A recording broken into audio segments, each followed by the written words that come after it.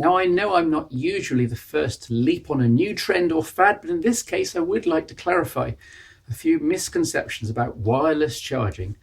I went from skeptic to convert in 24 hours, and I'm convinced that all top-end phones will have this tech within a year.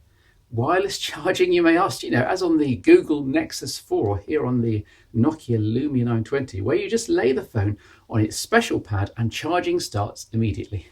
Pretty cool tech demo, eh? Skeptics will immediately say, but what's the point? The charging pad still has to be plugged into the wall.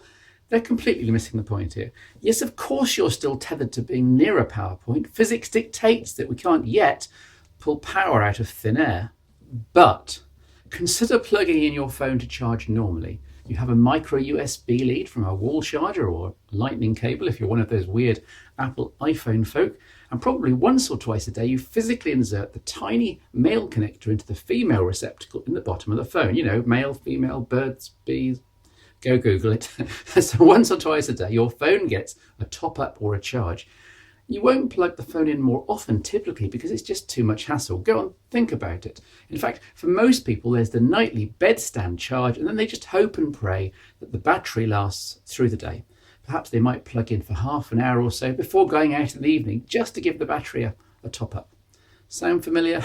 Get this, every single time I pick up the Lumia 920, it's at 100% charge every time because its charging pad is simply where it lives whenever I'm not mobile. The pad is its space on my desk, and it's zero trouble to just place the phone down, as opposed to the 10 seconds or so it takes to find my micro USB cable, check which way round it is. Yeah, I hear Apple Lightning fans shouting here. And finally, plug it into a phone. Wait a minute, you'll say. Surely all this continual topping up is bad for a phone's battery. Well, not at all. This is exactly what lithium-ion batteries like. What they hate is the daily top up to the max and then drain fully during the day before charging and repeating cycle. I'd expect a regularly topped up, i.e. wirelessly charged, lithium-ion or lithium polymer battery to last much longer in real terms, 3, 4, 5 years, when used relatively lightly because of the constant top-ups. And there's another benefit. Anytime you have mechanical insertion, you're stressing the engineering, applying pressure on the motherboard's soldered connections to the socket inside the phone. Plus, you're wearing out and decreasing the sprung tension on the tiny, tiny contact springs. Yes, I know you've been doing this for years with your phones and you haven't had anything break yet, but go and Google micro USB socket problem and you'll see that breaking this vital socket is a real possibility. And obviously with wireless charging, there's no mechanical pressure or wear and tear. What about charging time? Transmitting power through the air surely has to be way less efficient than plugging in a cable and sucking in electrons directly. This was in fact my main worry about the tech, but the fairly large size of the coils involved, about that sort of size, and the close proximity, a millimetre or two, means that the efficiency is of the order of 70%. So at worst, charging wirelessly from scratch might take 3 hours rather than 2, for example. But the point is that in practice, you'll hardly ever be doing this since, as I just mentioned, your wireless charging device will be kept a lot closer to fully charged far more often. More and more phones are now being launched with either wireless charging built in, as here, or built into a replacement back cover or similar. You mark my words, this tech will take off fast, like a high-resolution screen. Once you've used it, it's hard to go back. Standards are a slight issue. There's the Qi standard, spelt QI, for which both Nokia and LG and Google seem to have slightly differing interpretations, or the PMA standard, as demoed famously by Duracell's PowerMat accessories. My money's on Qi once they've ironed out the compatibility teething troubles, but anything's possible. It's VHS versus Betamax or Blu-ray versus HD DVD all over again, folks. Comments welcome. Have you been convinced by me here? And which standard do you see winning out? Stop. Don't worry. This isn't another lengthy run through Windows Phone. I know full well it was only a couple of months ago that I gave you chapter and verse and quite a lot of enthusiasm about the Nokia Lumia 620. And now we have the 520, even cheaper, already under £100 on pay-as-you-go in the UK, or roughly a fifth of the cost of a typical iPhone or top Samsung Galaxy.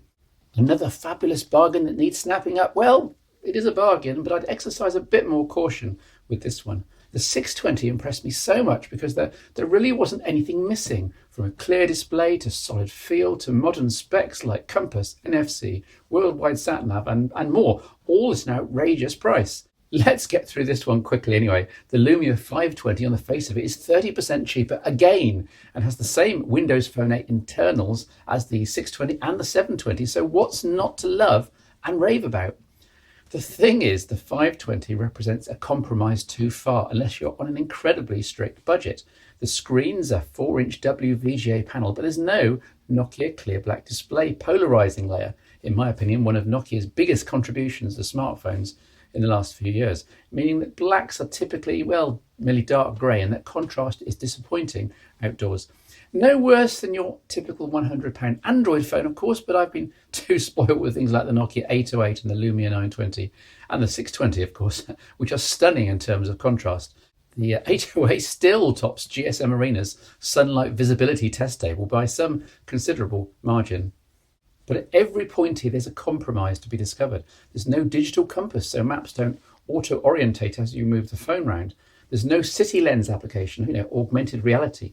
Okay, you think I can live with that. There's no NFC, which one day will be more important, and this makes the 520 less future-proof, I reckon. There's no front camera, so that means no Skype video calls either. Gah! That's one of the things I like doing most with my Windows phones. There's no LED flash for the main camera. Perhaps not a huge deal. You all know what I think of LED flashes, but it's galling because it also means you can't load up a torch program either. Nokia's Here Drive on the 520 is the cut-down version for just your own country. It triggers off your SIM card. If you want real-time navigation abroad, then you'll have to buy extra licenses. But that's the end of the bad news. The Lumia 520 is still probably the best value smartphone under £100 in the UK market, at least in terms of raw horsepower.